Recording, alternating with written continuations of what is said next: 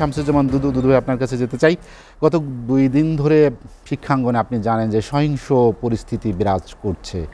আজ অত্যন্ত কষ্টের বিষয় যে ৬টি তাজা প্রাণ ঝরে গেল এবং কয়েকশো আহত হয়েছে।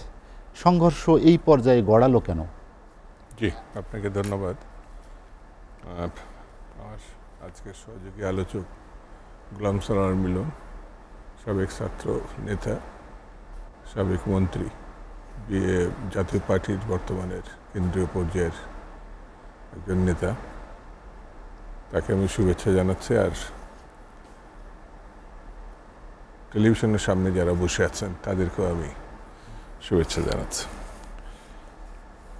এটা অনেকটা ২১শে ফেব্রুয়ারির মতো ঘটনা আমার কাছে মনে হয়েছে। আজ সারাদিনটাই যখন একজন করে যে আহত নিহত হয়েছে শুনছিলাম, তখন আমার ২১শে ফেব্রুয়ারি শহীদদের কথা মনে হচ্ছিল।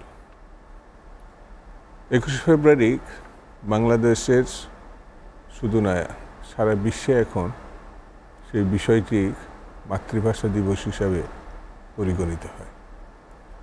পাকিস্তানিরা সেদিন যেতে এই ভুলটা না করতো, তাহলে ইতিহাস অন্যভাবেও লেখা হতে পারত।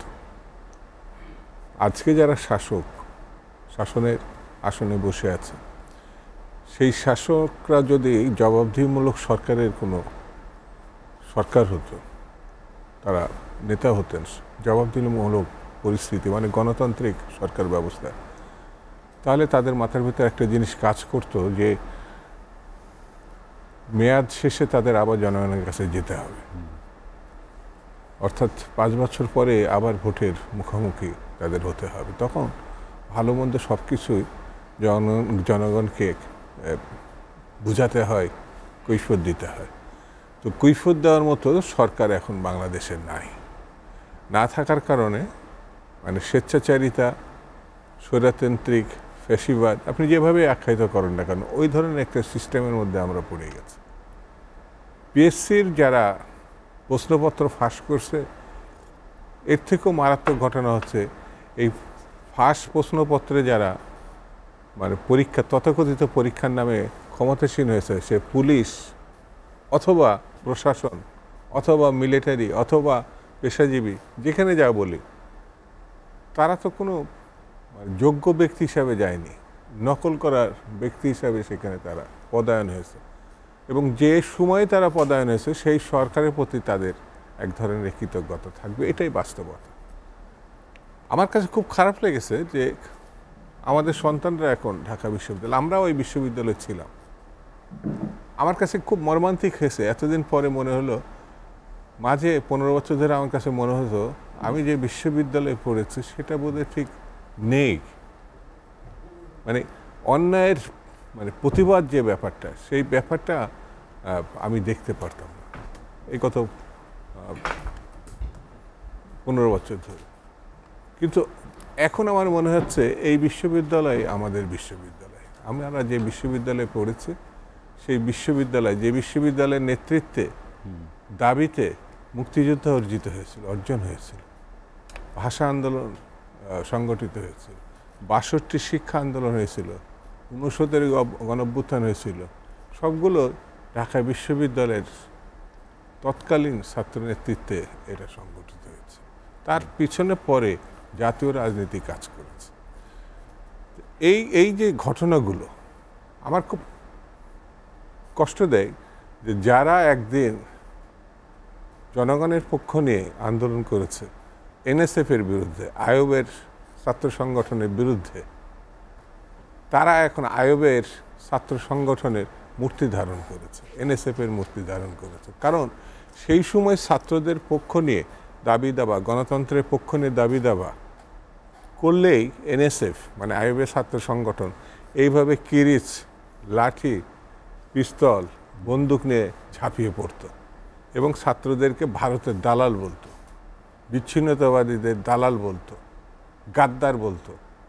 এখন কেন জানি আমার সেই দৃশ্যগুলো, যেটা ইতিহাসের বিষয়, সেইগুলো সামনে চলে এসেছে। আমার কাছে কেন মনে হচ্ছে যে শহীদ দিবস একটি না, ২১শে শহীদ দিবস আর ১৬ই জুলাই শহীদ দিবস আরেকটি রূপান্তরিত হয়েছে। ছাত্ররা পড়বে, তাদের দাবি দাবা থাকলে সেটা মানব কি মানব না, বিবেচনা নিব কি নিব না, সেটা আলোচনা হতে পারে। আমরা ক্ষুদ্র জাতিগোষ্ঠী, প্রতিবন্ধী, সমাজের উপেক্ষিত অংশ, তাদেরকে বিবেচনা এনে আমরা সংস্কার করতেই পারি।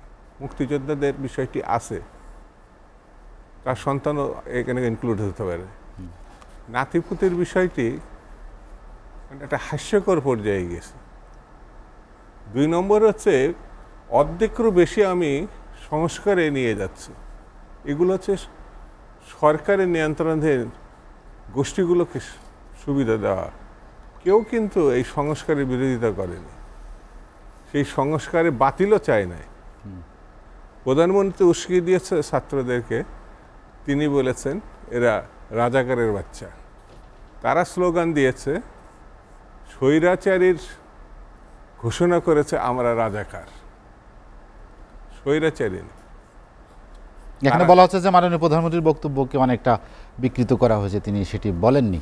তিনি বলেছিলেন যে কারা চাকরি পাবে, মুক্তিযোদ্ধার সন্তান নাতি নাতি নাকি রাজাকার। জবাব দেওয়া হয়েছে, সেটার জবাব দেওয়া হয়েছে গুলি করে, যা পাকিস্তানিরা করত। পাকিস্তানি ভেঙে বাংলাদেশ করেছে, কিন্তু পাকিস্তানিদের প্রেতত্ব এখনো আমাদের উপর থেকে যায়নি। এটা আমার কাছে মনে হয়েছে, এটা ভয়ঙ্কর। এই নিরপরাধ কতগুলো ছাত্রকে হত্যা করার দায়ে একদিন হয়তো তারা এর মুখোমুখি হবে। 21শে ফেব্রুয়ারি 52 সালে পাকিস্তানিরা এটা বুঝতে পারেনি যে এই দেশের ছাত্র বাঙালি কখনো কারোর কাছে মাথা নত করে না। 2 জন বাঙালি এই দক্ষিণ পূর্ব এশিয়াতে স্বাধীনতা ঘোষণা করছে। একজন সুভাষচন্দ্র বসু ভারতের, তিনি কামিয়াব হননি, আর একজন জিয়া রহমান সরাসরি বলেছে উই রিভোল্ট। এটা 2 জনই বাঙালি। এই দেশের মানুষ মুক্তিযুদ্ধের জন্য অস্ত্র ধরেছে। অন্যায়ের কাছে কখনো বাঙালিরা মাথা নত করেছে এরকম ইতিহাস এই ভূখণ্ডে শুধু না, এই দক্ষিণ পূর্ব এশিয়াতে নাই। চ্যালেঞ্জ করি তারা তাদের স্বাধীনতা অর্জন করেছে, রক্ত দিয়ে, লড়াই করে, যুদ্ধ করে। সেই জন্য আমার কাছে মনে হয়েছে এই জাতির প্রতিনিধি যারা এখন তরুণতম, আমরা তো বৃদ্ধ, আমরা তো শেষের দিকে, কিন্তু এই তরুণদের বুঝতে বোধহয় ভুল করেছে আজকে শাসক গোষ্ঠী।